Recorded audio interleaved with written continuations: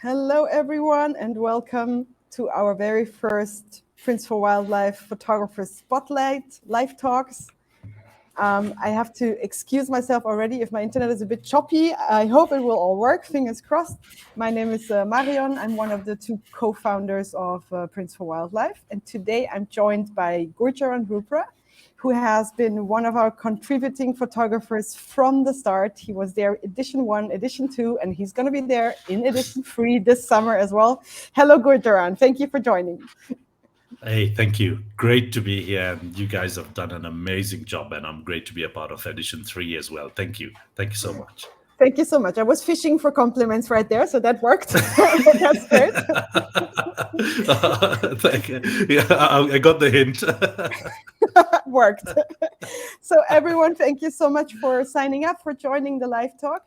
I don't know if you can see it on the right side. There's a chat window that you can use. If you want to ask any questions to Gurcharan, please feel free to use the chat. I see Jacob has already sent a little message sending a hello from Germany. Martin saying hello from South Africa. Daniela, hello. So please tell us where you're all from. Lee is from Czech Republic. Julia from the Netherlands. Lovely to meet you all here. Anita, hi to Canada. So we're a small group today. It's 23 people, but really lovely to have you all. So you can really use that time to ask Gurcharan whatever is on your mind. We'll talk about everything from wildlife conservation, photography, to aerial photography, which is a specialty of Gurcharan. You can ask him anything from setting, what kind of gear he uses, technical stuff, as well as stories, little anecdotes from his life as a photographer. And tapping into that, Gurcharan, maybe let's go a little bit back in time. And I know you told me that your photography journey has actually only started with you moving back to Kenya after 10 years living abroad in the UK. So maybe you tell us a little bit about how that started and what ignited your passion for photography. Initially, the first camera I bought was a Nikon D50. And like every camera user who buys a brand new camera, you know how the camera comes, lens disconnected, battery out, memory card in a different bag. And I used to store my D50 like that. Yeah. And, every time we'd need to use it, you'd reconnect, you'd put the battery in, you'd put the memory card in, like everybody. And then in 2009, my son was born, and we decided to try and make more use of the camera, leave it charged, put it on the dining table. Anything happened, we'd photograph him straight away. And I think that little challenge of trying to capture him differently, made it all come together. And in 2012, when I moved back to Kenya, I decided to use some of my spare time in going to the park, and then the camera started getting more use, and here we are today. Exactly 10 years later. Exactly 10 years later. But I'll be very honest, the first 3 years were just spent playing around, doing not much useful stuff. Yeah. So when you look back at your photos, you're like, oh my God, what was I thinking in the beginning? Agreed. Yeah. Not surprisingly, but unfortunately, I think around 5 years ago, I had a hard disk failure and I lost everything. I did finally send the hard drive to the UK to get recovered. It did come, but all the raw files are damaged beyond recovery. Repair. And Oh, no. repair, they couldn't repair. You can kind of see half the file, but you can't see the whole thing. Like half the photos cut off, but it gave me a challenge to start again, and here we are. And I think if you go to my Insta, I hope you can you'll be happy to see what I have taken in the last 5. Most definitely. I think we're all really happy with what you're taking and really impressed. And I think, it's a constant evolution, at least for me as a photographer. You never stop, right? Honing your skill Totally and agree. learning. So it's always a journey. Exactly. Totally agree. I mean, it's such every day is different with wildlife photography. You can't get your subject to do something that you wanted to do. and you just have to be on your feet and fingers crossed, hope for the best. And yeah, and you have to evolve, from collecting photos to finding the wow photo to, yeah. And then, what really works as well is seeing the amount of sometimes engagement you get on social media from the photos makes you want to work harder. And I'm looking at the names today, and Canada, India, Scotland, Poland, Florida, yeah, New York, South Africa, Netherlands, British Columbia. Wow, super. Seriously, guys, thank you so much for attending. That's really impressive. So nice to Yeah. have all of you here spread out over the planet, which brings us maybe to the next topic. So if we talk about the planet, we talk about the state of the planet Earth and how, natural spaces are under pressure from human encroachment and all the other things, climate change, everything that's happening. And you have kind of evolved your photography to serve a purpose as well. And you say that's your passion, that your photography does something good and you give back to nature in a way. So tell us a little bit about how you do that and what's important to you in that regard. I mean, I always wanted to be a photographer. I didn't really want to get into conservation and things like that, and I still focus my priority on photography.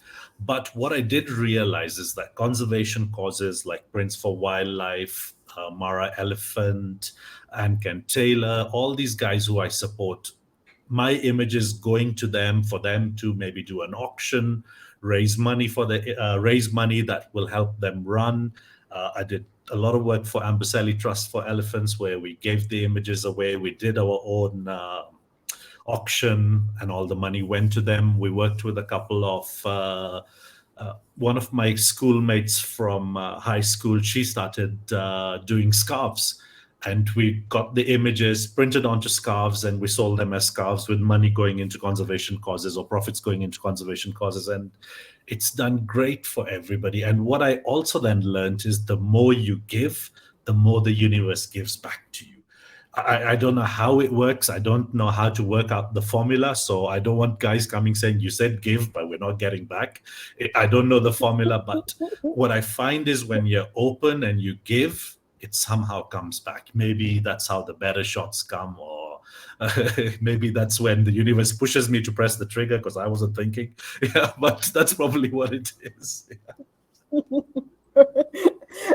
That's for sure what it is. I mean, maybe it's mathematically an equation, but there is some energy there that you put out and that comes back to you in one way or another. Like maybe being able to get on all these helicopter flights. And this is kind of the topic that we also wanted to touch today, all the incredible aerial photography that you do.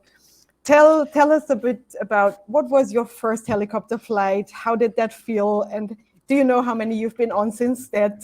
How has it changed? How is it like? Not all of us have been, right? Well, if you come and see me, we'll make it possible and we'll make it happen. Yeah.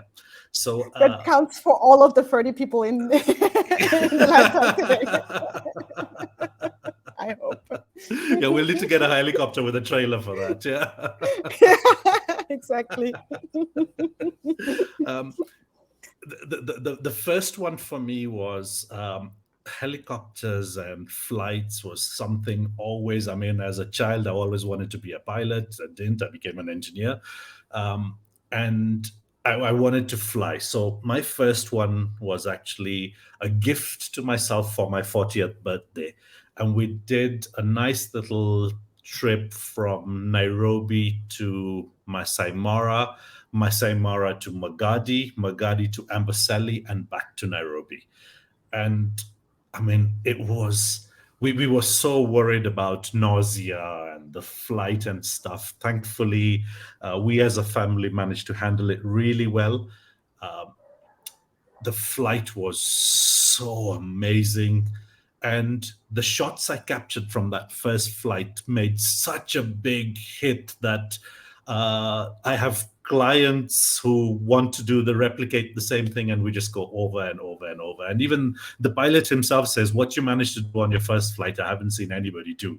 And that's probably why the reason that I get so many clients who want to go onto the helicopter with me. But putting everything else aside, when you look at everything from that viewpoint, it's just something so different, so amazing. I feel really privileged in life to be able to do all that sort of stuff. I think this is a really good moment, Gurcharan, to show something of your work. I mean, you have now talked about these vantage points and how incredible it looks. So I think we are all eager to see something. Gurcharan has gladly agreed to share his screen and show us a bit of his work. And also, you will be the first to learn which of his photos will be part of the third edition of Prints for Wildlife. So that is going to be a reveal. Exactly. So I wanted to start showing images. I mean, we talked about conservation causes and things like that. And, my pilot's been amazing to me as well. And here we go, guys. Let me start by showing you the trouble I've been getting myself into. Yeah. Here we coming up. Yeah. So my favorite place to shoot is the Magadi. And Lake Magadi has been honestly instrumental in my photography. And here we go. So just that I can see what's going on as well. I'm just going to do it like this, and we are visible as well. I hope that's fine for everyone. Yeah. So for someone like myself, I've been to Kenya, but not to Lake Magadi. Tell us a little bit about that place.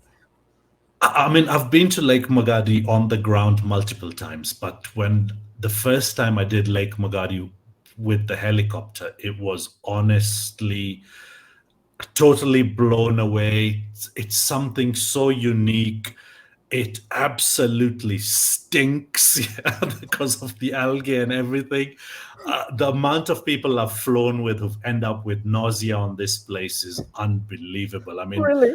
to the point where I feel so bad, I buy the sick bags for the helicopter and I store them. That sounds inviting. Yeah. But it's worth it. It's worth it in the end, right? Absolutely. It's totally worth it. And if you can handle that nausea part, honestly, it's the most amazing experience we can have.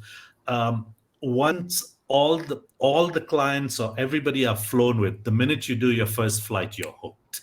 And all of us have done this over and over and over. And yeah, let me not repeat myself too much, but Lake Magadi, every time I've been to it, it's been different.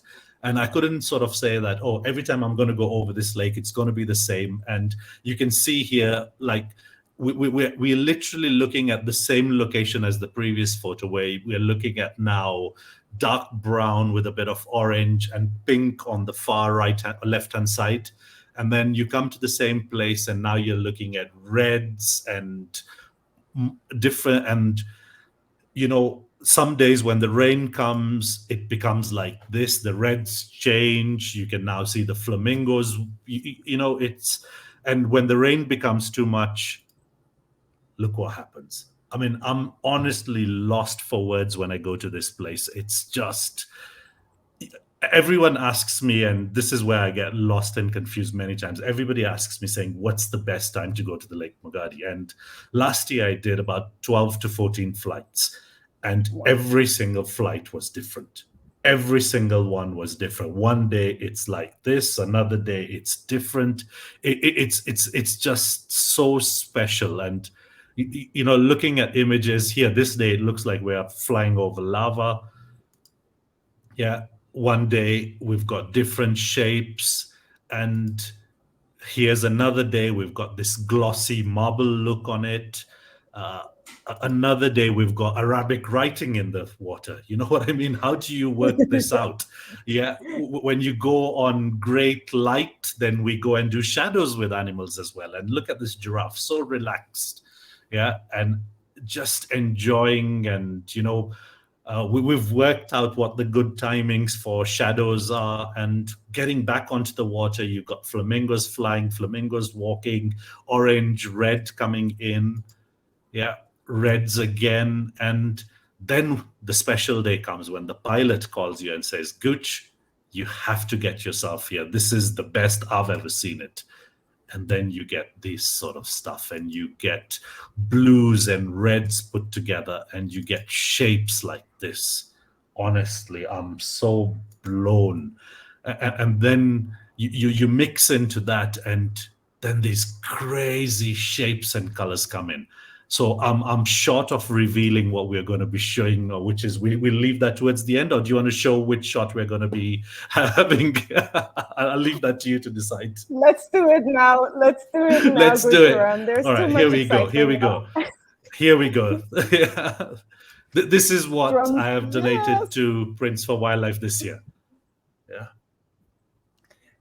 Yeah, you guys, this is an outstanding photo. I couldn't believe my eyes when I saw it. Gurcharan, thank you so much for donating this one. I'm sure it's going to sell out very, very quickly. That's clear. So better be quick too. If you have your eyes on that one. But I think it's very interesting what you said about how you basically cannot plan for the right weather and conditions, and you kind of rely upon the pilots as well to get that insight. Exactly. I mean, Peter has been so amazing to me. He the other day, I think a few months ago, it was his birthday, and he was so pissed off I didn't wish him. And he was the first guy to wish me as well. So it's gone from being my pilot to being my buddy now. We take the mick out of each other. The last time he's bought a new chopper, and the chopper has in sort of like, it has a recording feature with a camera, and it also records. You can switch off the intercom recording and stuff. And we were flying over the Gong Hills, and the first thing he says is, "Hey, Gooch, you didn't switch on the cabin recording. Let me switch on the cabin recording." And he does that, and the first thing I ask him is, "Hey, Peter, how's your girlfriend doing?" And he's like, "You cheeky bastard!" But obviously, he doesn't have one. We're only joking. Waiting for the right the moment. poor guy goes.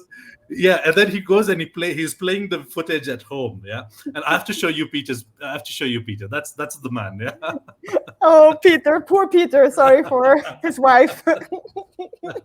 and he's then looking through the videos at home and just trying to figure out, how the footage was from the trip. And the first thing that comes up is, "Peter, how's your girlfriend doing?" And everybody in his household turns around and looks at him. He's still in trouble for that, I suppose. Yeah. That's why he likes to fly me more, because he wants to be out of the house now. That is a good trick. You've done well, Gurcharan. Very clever. No, but he's honestly the most amazing guy I've flown with. I mean, I've flown with a few pilots, and I really enjoy what the guy does. And, when we're trying to do something that we feel, or, sometimes you get carried away with adrenaline and you're like, "Oh, I want to shoot that." And he goes, "No, Gooch, that's it. We've done enough. We've pushed. We're not pushing these animals. We're not pushing these birds. If they come, fine. If they don't come, leave it. Let's go and look for something else." And this is what I love about the guy. He really cares. He's obviously his chopper is well looked after, which is number one priority, and number two priority, he really cares for the animals as well. So that's magic great. too. Yeah. I think that's one of the big changes in the industry as well, that photographers start crediting the guides, the people that really, do the behind the scenes work. Without them, none of the photos would be possible. Absolutely. I mean, I can like to try and say that, yes, I know what I'm doing and everything, but sometimes you really need that sixth sense, the guide, the guy who can read the animal better. I mean, I spend a lot of time in the park. Every Saturday, I'm in a national park somewhere in the country. If it's not Nairobi National Park, I'm in somewhere. I'm constantly trying to look at animals, their behaviors, because I feel until you don't connect to your subject with animals, it's much more difficult. And once you make that connection, once you start to understand their behaviors, your photograph will automatically change. That's well put. I think, Gurcharan, talking about this, I see there's a question already also in the chat of Jacob. Maybe connection is one thing, but gear and technology is another thing. So Jacob has asked if you have ever tried photography with the drone instead of a helicopter, if that would be an option for you. We are going to show a behind the scenes put together video that we did for the Z7. Some of the images or footage is taken with the drone. The drones are good for movies rather than photos. What we found is that the drone, I think the photo quality hasn't arrived yet. It's still, the tech is moving so fast that I'm sure in 2-3 years we'll have amazing drone photo quality. But the magic is the experience. The chopper, the magic is all about the experience, which obviously the drone won't give you unless you can sit on the drone. Yeah. But Maybe in 10 that years. experience, yeah, that experience, that the adrenaline rush when you're getting the photo and when you nail the photo, not forgetting when the helicopter's being thrown left, right, and everything, the whole adrenaline, it's hard to explain sitting on ground, but when you're up there being thrown around by the heli, it's such an experience. And then you come back with a photo that might even be mediocre, but the feeling in your heart of what you've achieved is far beyond anything I've felt before. I feel you. So, next question from Kushal is about the glass of the helicopter. Doesn't trouble you, or do you fly doors off? How do you work through the helicopter? The true adrenaline charge, doors off, seatbelts only. No, we So you like to sit fly. yeah. Yeah, we like to. Sorry, go ahead. If we're in a situation where we need to do a transport flight with the doors on, we go to Magadi with the doors on, and then find a quiet place, hide them under a tree or a bush, and then fly off without the doors. Yeah, thank God we haven't found any Masai boda bodas or those scooters with helicopter doors on them yet. They didn't steal them yet. Yeah. So you always fly doors off. Have you tried a plane as well, a bush plane, or is that not the same experience? I did. I was in Loisaba earlier this year, and we were out looking for the black leopard, and we did a lot of flights on a Super Cub. I think the plane's called a Super Cub, where the pilot and the passenger sit not side by side, but behind each other. And it was an amazing experience, but the structure of the wings and everything keeps coming in the way. Whereas with a helicopter, you get this amazing panoramic clear view. And also you can hover in the air, right? Which helps sometimes. Yes, that is really helpful. Whilst the Super Cub could hover and go really slowly, obviously not all planes can go slowly, whereas the helicopter can obviously stop still, which is amazing. Which helps. Yeah, which is really amazing. Yeah, which really helps. But we always like to go in circles because I think he likes to get us dizzy so we can fill some bags. Yeah. Anita is asking if you can share how one can do a flight with Peter or with you. How can this be booked? Is there a website or something? Yes, Anita, please drop me a message on Instagram and I'll fill you in with all his contact details. That's no problem at all. Perfect. Yeah. Peter got some business. At least that's worth it then for him. Honestly, yeah, exactly. Yeah. I'm thinking about the air miles I'm going to be getting from this. I hope you get some. We have a good relationship with him. He's an amazing guy. That sounds lovely. Gurcharan, talking about conservation and all the emotions you put into your photography and how you say you connect with animals, something that has recently evolved in your career is you've become an ambassador for Solio Conservancy, if I'm not mistaken. Yes. How does that tie into your work and what does that entail? The major part about it is it's a commercial thing, not for me. But what Solio will get is with me pushing through Solio Game Reserve on my social media, picking up photos from them and sharing them. We hope that it will bring more tourists into the place. And obviously, the Conservancy gets money to spend, which helps them build the Conservancy better. We've been talking about hides. We've been talking about how we can make the Conservancy better.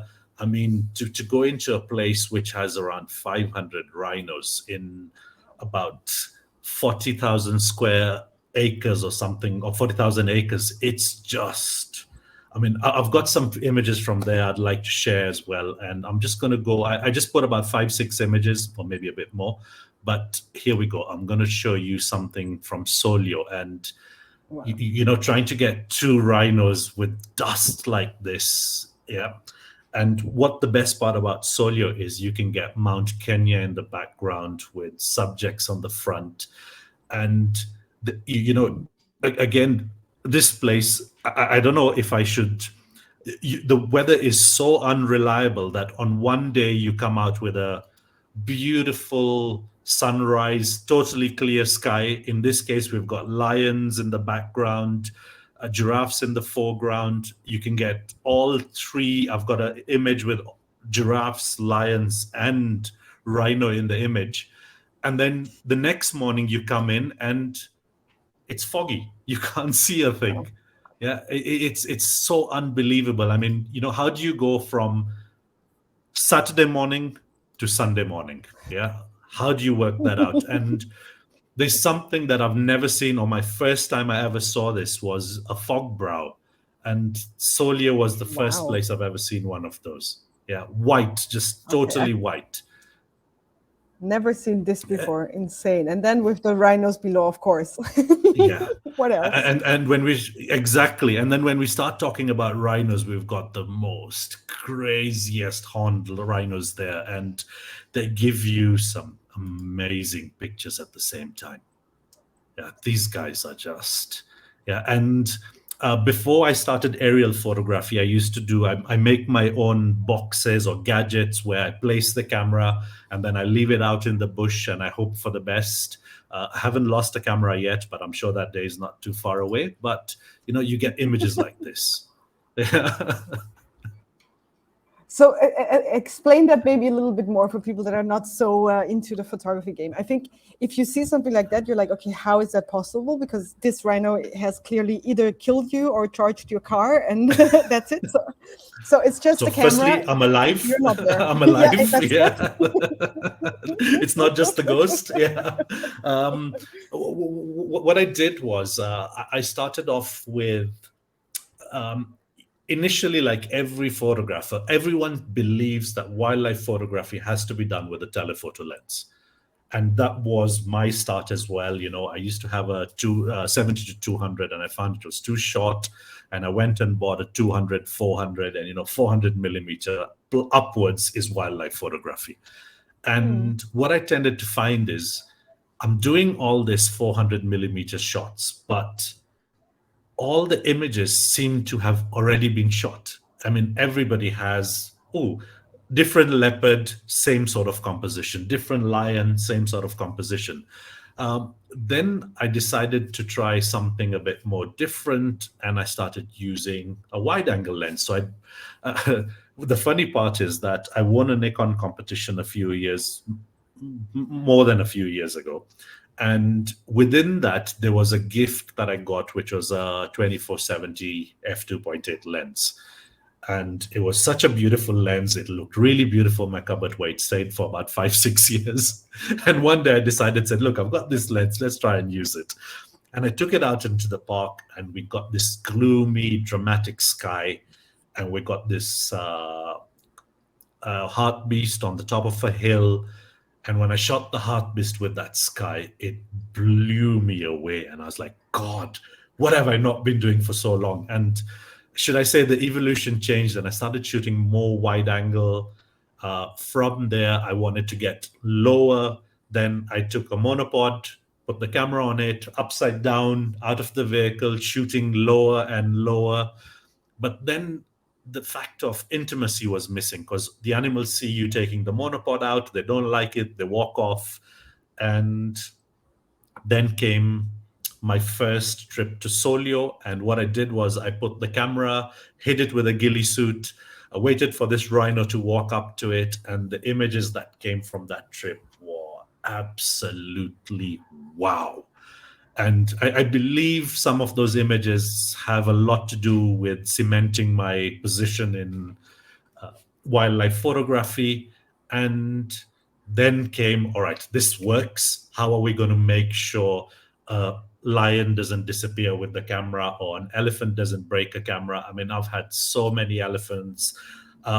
There's I should find this shot actually for you guys. I went to Amboseli when we were shooting with Amboseli Trust, and we put this camera down just like this, and this elephant comes in, sniffs the camera, probably thought it was nice, picks up my camera, tastes it, and then didn't like the taste. Obviously, Nikons don't taste good to elephants, guys.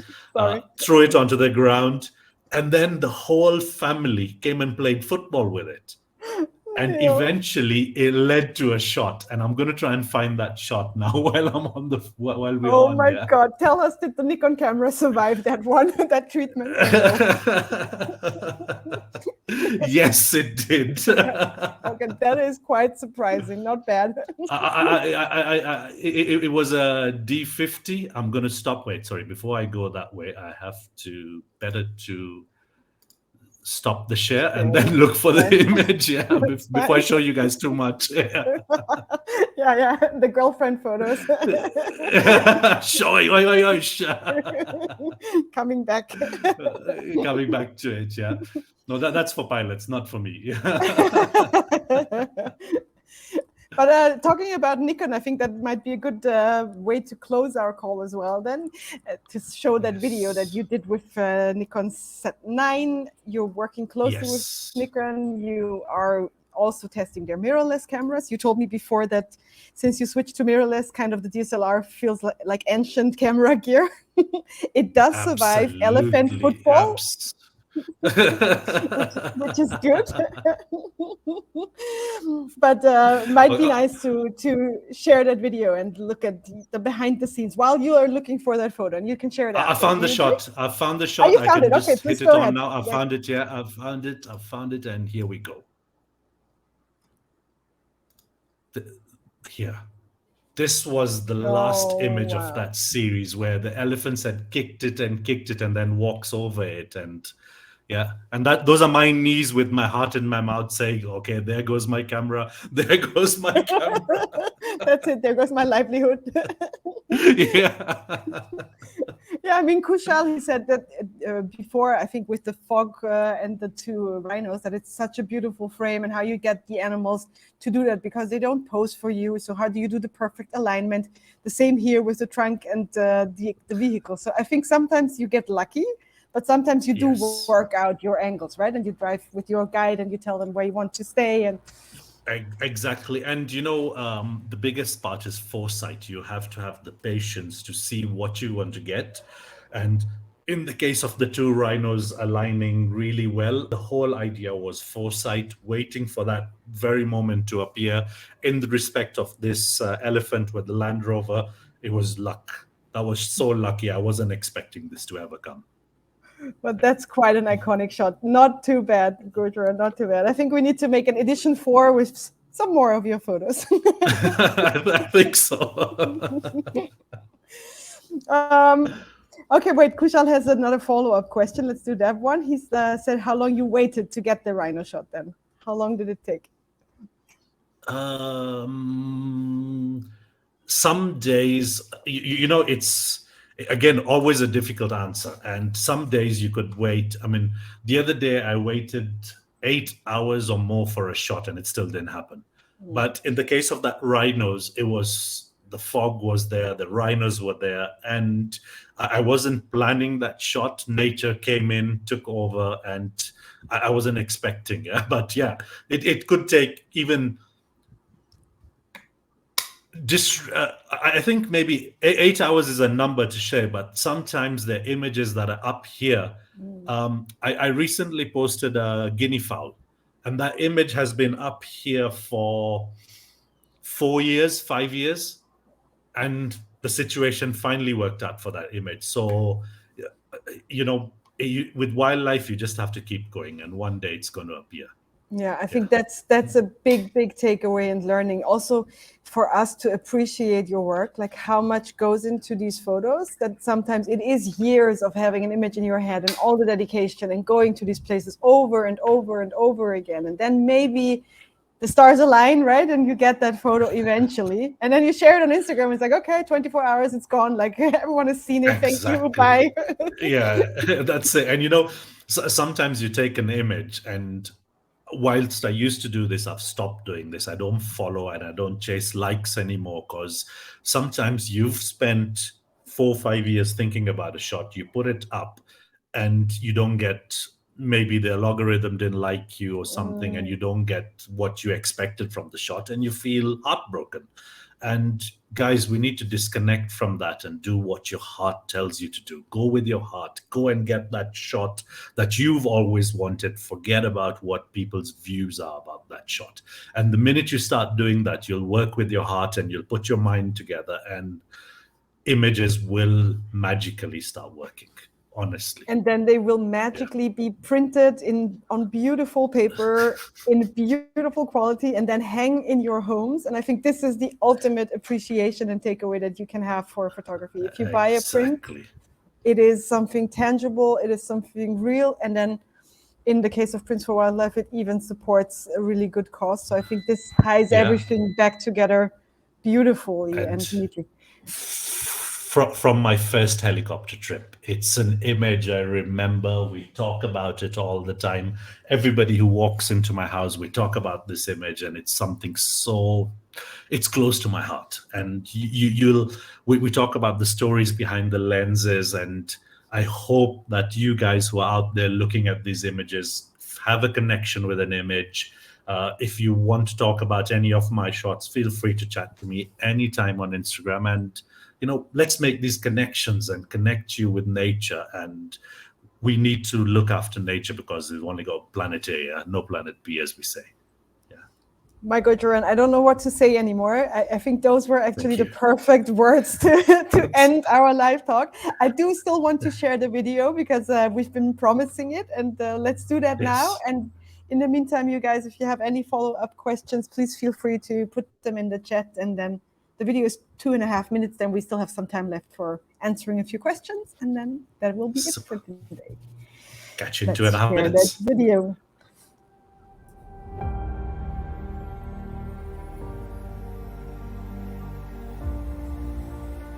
A childhood dream combined with a passion for wildlife photography has taken me on a journey to bond my heart and mind. The therapeutic benefits of nature mixed with the adrenaline of flying have given me the opportunity to experience another dimension.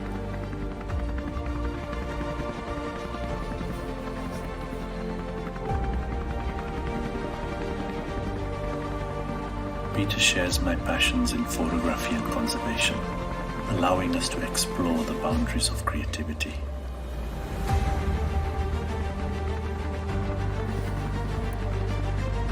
Replaying the camera footage has me in disbelief on the mind's ability to slow everything down.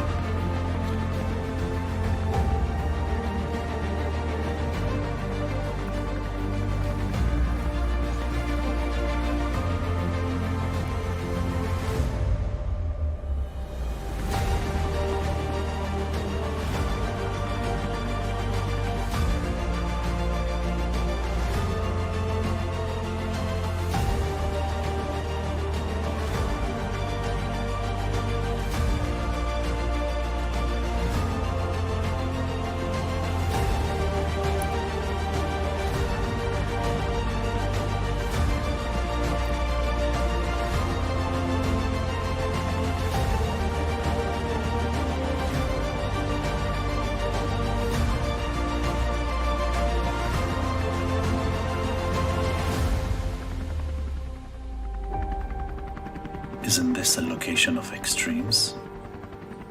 Once in a while, there comes along a camera that allows you to fulfill your dreams, capturing nature at its best.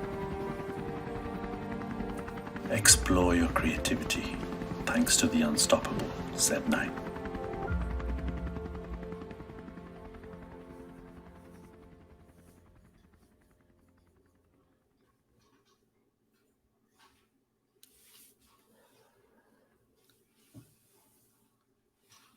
You need to turn your mic back on, I think. There I go. There we go. Sorry Now we can hear you. Yeah, no worries. Thank you so much for this incredible video. Let me stop that. Most It's welcome. been Thank a you. pleasure chatting with you. I think everyone enjoyed it a lot to get to know the stories behind your photos, your work. Kushal says you're the most humble person and you're so talented and yet so grounded. And I can only subscribe Thank you. to that. You are an incredible contributor. We're really happy to have you on board. Thank you very much Thank you. for being there with us 3 years in a row. This leaves me with a thank you note for today for everyone that joined. Please feel free to reach out to Gurcharan on Instagram if you have any follow-up questions, or on Prince for Wildlife as well if you want to know anything else. Gurcharan, anything you want to add for people? I just want to answer a few questions. Martin asked what lens. Yeah, so sorry. Yeah. I used to do it with a 24-70 and a 70-200, but now I also take my 14-30 for the extra wides, 24-70. So I usually take 3 cameras because you don't have time to swap. As a matter of fact, even in my wildlife photography, I take multiple cameras, one connected to each lens, and then I can just quickly change my composition, pick up the different camera. Yeah.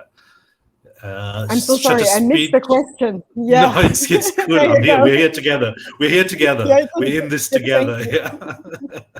Yeah. Another question I had was shutter speed for birds. Birds in flight, I think maybe above 1,000. For the helicopter, because of the vibrations on the helicopter, everything I shoot is usually over 1,000, unless I want to get creative and I want to have out of focus look sort of shots, or should I say panning sort of shots, then I'll drop under 1,000. If was there anything, sometimes it's scary. Yeah, it's always scary in a helicopter, but that's the fun, living on the edge. Yeah. One life, live it. Yeah. Especially with open doors, like that's the more scary part.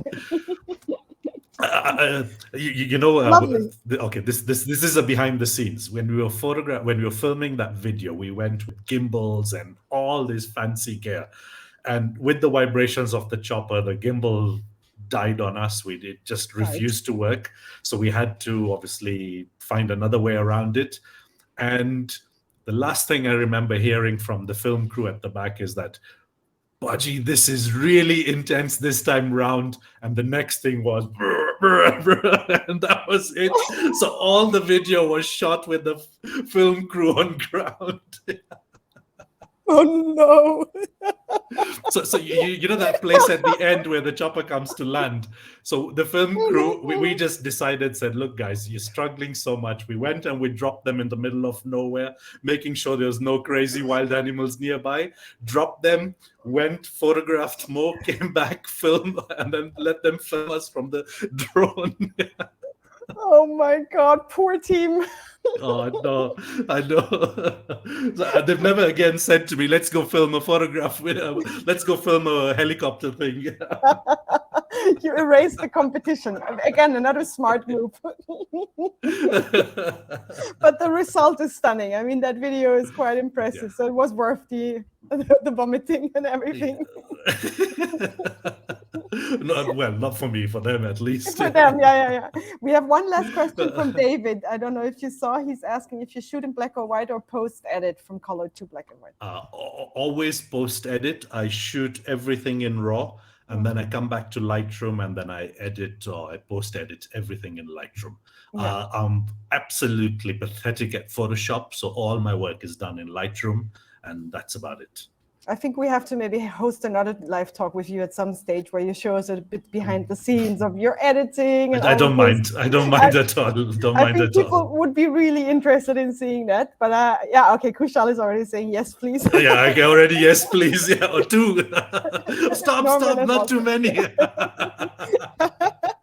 We'll keep that idea in the back of our heads.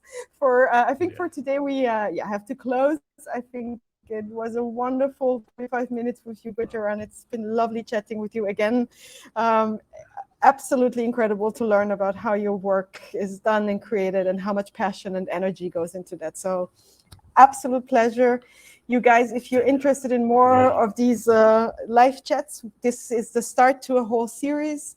Actually, we'll have another one tomorrow, same time, with a British photographer and cinematographer called Misha Wilcoxon, who will talk about how to work on documentaries. He has shot some for Netflix, for Nat Geo, and also for his underwater photography, which also might be an interesting viewpoint and vantage point. So if you're interested, please feel free to sign up. All the live talks, the registration pages are on our website, princeforwildlife.org, so you can find them all there, and on Instagram, of course.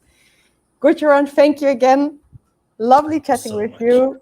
It was a pleasure. Keep up the great work. Yeah, keep up the great work, you guys. It's amazing. Thank you so much for having me involved in this. Thank you.